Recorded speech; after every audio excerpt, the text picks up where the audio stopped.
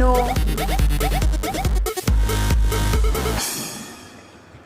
তুমি কি ডাইনোটাকে মেরে ফেলবা